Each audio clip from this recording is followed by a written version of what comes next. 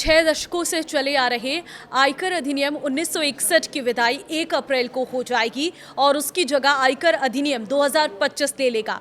ये केवल नाम का बदलाव नहीं है, बल्कि इससे निवेश, खर्च, बचत और टैक्स फाइलिंग के तरीके में बदलाव हो जाएगा। नए कानूनों के बारे में आपको बताएंगे और इस वीडियो को आप लास्ट तक जरूर देखिएगा। नमस्कार, मैं हूं आपके साथ ममता तिवारी और आप देख रहे हैं न्यूज़ 18 का डिजिटल प्लेटफॉर्म। नया कानून प्रत्यक्ष कर ढांचे में संरचनात्मक और प्रतीकात्मक बदलाव लाएगा, जिसका असर सीधा देश के करोड़ों करदाताओं की जेब पर पड़ेगा। नया टैक्स कानून लागू होने से स्रोत टीसीएस की दरों में कमी आएगी, सिक्योरिटीज ट्रांजैक्शन टैक्स एसटीटी में बढ़ोतरी और इसके साथ ही संशोधित आयकर रिटर्न दाखिल करने की समय सीमा में बढ़ोतरी सहित कई बदलाव होंगे, जिनके बारे में हर आयकर करदाता को जानना जरूरी है। आयकर अधिनियम 2025 में वित्तीय वर्ष, फाइनेंशियल ईयर और निर्धारण वर्ष AY को समाप्त कर केवल टैक्स ईयर शब्द का इस्तेमाल किया जाएगा।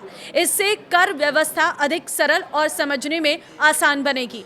वित्तीय वर्ष, फाइनेंशियल ईयर और निर्धारण वर्ष काफी उलझन और भ्रम पैदा कर रहा है। इसी वजह से इन दोनों को हटाकर केवल टैक्स ईयर का इस्तेमाल किया गया है। आयकर अधिनियम 2025 में आयकर रिटर्न भरने को अधिक समय दिया गया है। अब अलग अलग श्रेणियों के लिए समय सीमा इस प्रकार होगी: 31 जुलाई वेतनभोगी व्यक्तियों और सरल रिटर्न ITR 1 और 2 भरने वालों के लिए, 31 अगस्त उन व्यापारियों का प्रोफेशनल्स के लिए जिन्हें ऑडिट की आवश्यकता पड़ती है, 31 अक्टूबर कंपनियों और उन करदाताओं के लिए जिनका ऑडिट अनिवार्य है, 30 नवंबर विशेष प्रावधानों जैसे धारा 172 के तहत आने वाले करदाताओं के लिए। संशोधित रिटर्न, रिवाइज रिटर्न दाखिल करने की अवधि को 9 महीने से बढ़ाकर 12 महीने कर दिया गया है। हालांकि 9 महीने की अवधि बीतने के बाद सुधार करने पर चार्ज देना होगा। 5 लाख तक की आय पर 1000 और उससे अधिक पर 5000 रुपये शुल्क लगेगा। टीसीएस में किया गया बदलाव, देखिए, पिछले बजट की तरह ही बजट 2026 ने नियमों का पालन आसान बनाने, रिफंड में देरी कम करने और टैक्स पेयर्स के बीच की उलझन को दूर करने के लिए टीसीएस दरों को तर्कसंगत बनाया है। अप्रैल 2026 से टीसीएस दरें क्या लागू होंगी वो भी जान लीजिए। पहली चीज, शराब की बिक्री, शराब पर टीसीएस दर 1% से बढ़ाकर 2% कर दी जाएगी। दूसरी चीज, तेंदूपत्तों की बिक्री, इस उत्पाद की बिक्री पर टीसीएस दर 2% होगी, जो पहले की 5% दर से कम है। तीसरी चीज, कबाड़ की बिक्री, बजट 2026 ने कबाड़ की बिक्री पर टीसीएस दर को मौजूदा 1% से बढ़ाकर 2% कर दिया है। चौथी चीज, मिनरल्स यानी कि कोयला, लिग्नाइट या लोहा अयस्क की बिक्री, उन उत्पादों की बिक्री पर टीसीएस दर 1% से बढ़ाकर 2% कर दी गई है। पांचवी चीज है, विदेशों में LRS के तहत भेजी गई रकम, टीसीएस दरों को मौजूदा डबल टैक्स 5% और 20% से घटाकर बिना किसी सीमा के 1 ही या 2 ही फीसदी दर पर ला दिया गया है। छठी चीज, एजुकेशन और मेडिकल के लिए LRS के तहत भेजी गई रकम, ऊपर बताए गए मामलों के लिए टीसीएस दर 5% से घटाकर 2% कर दी गई है।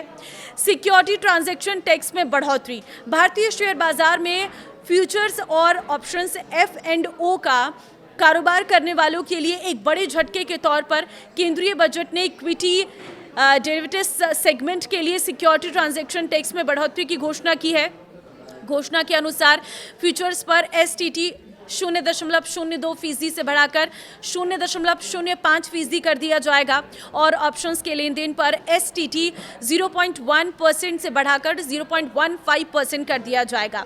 ये बदलाव भी अप्रैल 2026 से लागू होंगे। सिक्योरिटी ट्रांजैक्शन टैक्स एक प्रत्यक्ष कर है, जिसे सरकार द्वारा मान्यता प्राप्त स्टॉक एक्सचेंजों पर सिक्योरिटी जैसे इक्विटी शेयर, फ्यूचर्स और ऑप्शंस की हर खरीद और सेल पर लगाया जाता है। बायबैक टैक्सेशन में बदलाव, सरकार ने कहा है कि शेयरों के बायबैक से मिलने वाली किसी भी रकम पर 1 अप्रैल 2026 से कैपिटल गेन्स के तौर पर टैक्स लगेगा। पहले शेयर बायबैक से मिलने वाली रकम को डीम्ड डिविडेंड माना जाता था और उस पर लागू स्लैब रेट के हिसाब से टैक्स लगता था। हालांकि प्रमोटर शेयर होल्डर्स को एक डिफरेंशियल बायबैक टैक्स देना होगा, जिसकी प्रभावी दर कॉर्पोरेट प्रमोटर्स के लिए 22% और नॉन कॉर्पोरेट प्रमोटर्स के लिए 30% होगी।